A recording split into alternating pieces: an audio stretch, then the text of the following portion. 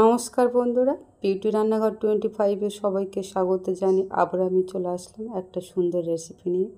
ভিডিওটি না টেনে সম্পূর্ণ দেখতে থাকুন। রেসিপিটার জন্য প্রথমে আমি কড়াইতে পরিমাণ মতো তেল দিয়ে দেব। তেলটা গরম হয়ে গিয়েছে, এবার এর মধ্যে আমি দিয়ে দেব মাছের ডিম।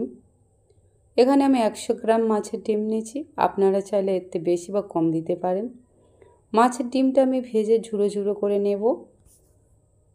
মাছের ডিমটা আমি উল্টিয়ে খুন্তির আগা দিয়ে একদম ঝুড়ো ঝুড়ো করে নেব। মাছের ডিমটা আমি এভাবে খুব ভালো করে ফ্রাই করে নেব। মাছের ডিমটা আমার খুব ভালো করে ফ্রাই করা হয়ে গিয়েছে, এবার এটা আমি তুলে নেব। মাছের ডিমটা আমি তুলে নিয়েছি, এবার এই কড়ার মধ্যে দিয়ে দেব নুন হলুদ মেখে রাখা মাছের মাথা। মাছের মাথাটা ঠিক একইভাবে আমি ভেজে নেব। মাছের মাথাটা ঠিক একইভাবে আমি ভেঙে ঝুড়ো ঝুড়ো করে নেব, ঠিক এভাবে খুন্তির আগা দিয়ে। আপনারা চাইলেন গোটা গোটাও রাখতে পারেন। এবারে মাছের মাথাটা খুব ভালো করে আমি ফ্রাই করে নিয়েছি, এবার এটা তুলে নেব।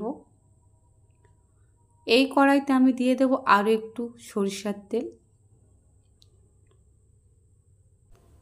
সরিষার তেল পরিমাণ মতো আমি দিয়ে দিয়েছি। এবার এই তেলের মধ্যে দিয়ে দেব একটা তেজপাতা কেটে, দিয়ে দেব সামান্য 5 ফোড়ন, দিয়ে দেব কেটে রাখা সবজি।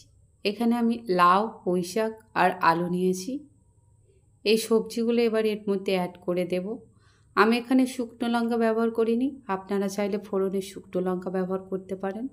এবার এর মধ্যে আমি দিয়ে দেব একটা থালা চাপা, যাতে সবজিটা একটু নরম হয়ে যায়।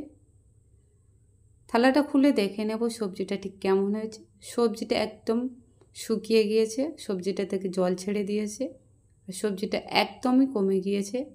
এবার সবজিটা খানিকটা নাড়াচাড়া করে এর মধ্যে অ্যাড করব আমি। এবার এর মধ্যে আমি অ্যাড করব আদা আর জিরে বাটা। আদা আর জিরেটা আমি একসঙ্গে বেটে রেখেছিলাম, এটা দিয়ে দিলাম। দিয়ে দেব পরিমাণ মতো হলুদ গুঁড়ো, দিয়ে দেব পরিমাণ মতো লঙ্কা গুঁড়ো। এবার এই সব উপকরণ আমি আবারও খুব ভালো করে কষিয়ে নেব।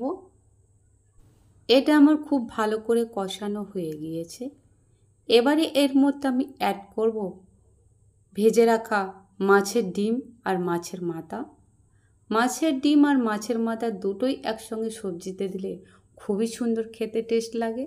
এগুলো দিয়ে আবারও আমি খুব ভালো করে একটু কষিয়ে নেব। এটা খুব ভালো করে আমার কষানো হয়ে গিয়েছে। এবার এর মধ্যে আমি অ্যাড করব ভেজে রাখা বড়ি। বড়িটা আমি আগেই ভেজে রেখেছিলাম, এটা এর মধ্যে দিয়ে দেব। বড়িটা আমি এখন দিয়ে অ্যাড করেছি, আপনারা চাইলে সবজিটা হয়ে আসার আগেও ব্যবহার করতে পারেন। এটা দিয়ে আবারও আমি কষিয়ে নেব খানিকটা। এটা খুব ভালো করে আমার কষানো হয়ে গেছে, আপনারা দেখতেই পাচ্ছেন।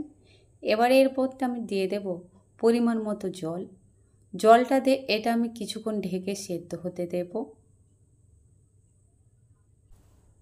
এবারের মধ্যে আমি অ্যাড করব স্বাদ মতো লবণ। লবণটা দিয়ে আমি একটু নেড়ে চেড়ে দেব, দিয়ে এটা আমি বেশ কিছুক্ষণ হতে দেব। গ্রেভিটা ফুটে উঠেছে, এবারের মধ্যে আমি অ্যাড করব রাঁধুনি। এটাকে আমি রাঁধুনি বা চন্দনী বলি, আপনারা কি বলেন অবশ্যই কমেন্ট করে জানাবেন। রাঁধুনি সবজিতে দিলে সবজির গন্ধটা খুবই সুন্দর হয়। দিয়ে দেব স্বাদ মতো চিনি। এটা আমি নেড়ে ছেড়ে কয়েকটা আলু ভেঙে দেবো খুন্তির আগা দিয়ে। এটা কিছুক্ষণ হতে দেবো। এটাতে খুব শুকনো করব না, গ্রেভিটা একটু গাঢ় গাঢ় রেখে দেব। এটা আমার হয়ে গিয়েছে, এবার এটা আমি নামিয়ে নেব। আমার এই রেসিপিটা আপনাদের কেমন লাগলো তা অবশ্যই কমেন্ট করে জানাবেন। ভিডিওটি ভালো লাগলে লাইক, কমেন্ট, সাবস্ক্রাইব অবশ্যই করবেন বন্ধুরা। ধন্যবাদ।